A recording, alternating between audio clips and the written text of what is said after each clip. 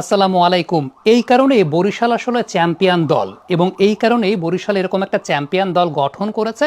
সবচাইতে উল্লেখযোগ্য ব্যাপারটা আমার কাছে যেটা ব্যক্তিগতভাবে মনে হয়েছে সেটা হচ্ছে রাজশাহীর বোলিং অপশনটা আসলে অনেক কম। ইনফ্যাক্ট রাজশাহীর বোলিং অপশনটা যদি আমরা চিন্তা করি সেটা 4 জন বোলার মোটামুটি ঠিক আছে। আদারওয়াইজ তাদের পার্ট টাইমের সংখ্যাটাই বেশি। নর্মালি যেটা হয় যে আমরা যখন 20 ওভারের কোনো ম্যাচ খেলি আমরা আসলে 24 ওভার ধরে খেলি, অর্থাৎ আমরা অপশনটা রাখি 24 ওভারের মতো, কারণ কোনো একদিন কোনো একজন বোলারের খারাপ সময় যেতে পারে। সেই জায়গাটায় রাজশাহীর বোলিং অ্যাটাকটা আমার কাছে যেটা মনে হয়েছে সেটা হচ্ছে অ্যাপার্ট ফ্রম তাসকিন আহমেদ, মৃত্যুঞ্জয় চৌধুরী এবং হাসান মুরাদ, আসলে তাদের বাদবাকি বোলিং অপশনগুলো খুব বেশি পরীক্ষিত না। এই জায়গাটাতেই রাজশাহী ধরা খেয়ে গেছে এবং মাহমুদুল্লাহ রিয়াদের ইনিংসটা দুর্দান্ত বলতে হবে।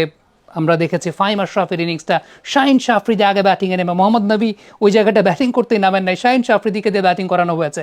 সব কিছু মিলে একটা উল্লেখযোগ্য ব্যাটিং ডিসপ্লে বরিশালের কাছ থেকে দেখতে পেয়েছি। মাহমুদুল্লাহ রিয়াদের একটা কাভার ড্রাইভ, একদম শেষের দিকে তাসকিন ইয়র্কার ট্রাই করছিলেন এবং ফ্রন্ট লেগটাকে ক্লিয়ার করে যেভাবে তিনি কাভার ড্রাইভ করেছেন, এটা আসলে একটা ব্যাটারের ক্লাসের বৈশিষ্ট্য। নর্মালি কাভার ড্রাইভ করতে গেলে ব্যাটসম্যানরা অ্যাক্রস গিয়ে তারপর কাভার ড্রাইভ করেন, বাট মাহমুদুল্লাহ রিয়াদ জানতেন যে তাসকিন ওই টাইমে ইয়র্কার ট্রাই করবে, একদম ফ্রন্ট লেগটাকে ক্লিয়ার করে কাভার ড্রাইভ করা। আমার কাছে মনে হয় যে এই ছোট ছোট বিষয়গুলোই কিন্তু একটা টিমকে বা একটা টিমের যে ক্যারেক্টারগুলোকে এস্টাবলিশ করে, সেই ক্যারেক্টারগুলো থেকে বোঝা যায় যে আসলে এই টিমে কোন ক্যারেক্টারের প্লেয়াররা আসলে অবস্থান করছেন।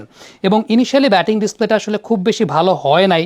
নাজমুল শান্ত জিসান আলমের বলে আউট হয়েছেন এবং এটা একটা চমৎকার সিদ্ধান্ত, চমৎকার ক্যাপ্টেন্সি ছিল জিসানকে দিয়ে শুরু করাটা। কী কারণে নাজমুল শান্ত এই চলতি বছর ডানহাতে অফ ব্রেক বোলারদের এগেনস্টে খুব স্ট্রাগল করেছেন।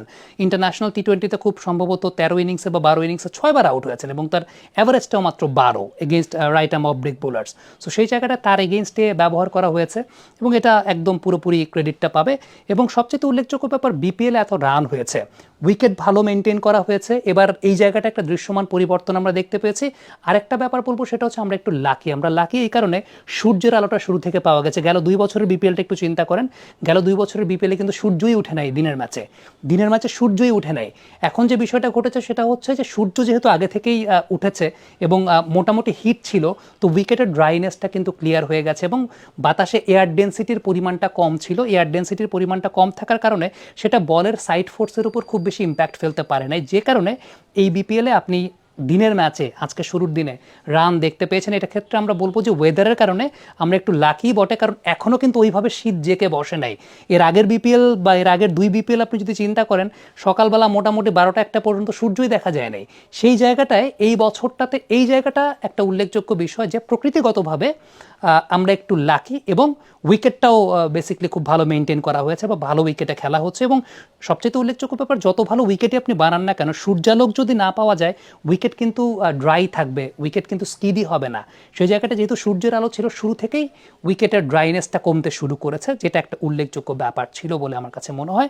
সামগ্রিকভাবে বরিশাল একটা উইনিং নোটে শুরু করেছে এবং তাদের পারফরমেন্সটা একদম চোখে পড়ার মতো চমৎকার পারফরমেন্স তারা করেছে। কমেন্ট বক্সে বরিশালের মনু যারা আছেন, আপনাদের মন্তব্য মতামত জানতে চাই, আপনারা লিখে পাঠাবেন কি মনে করছেন।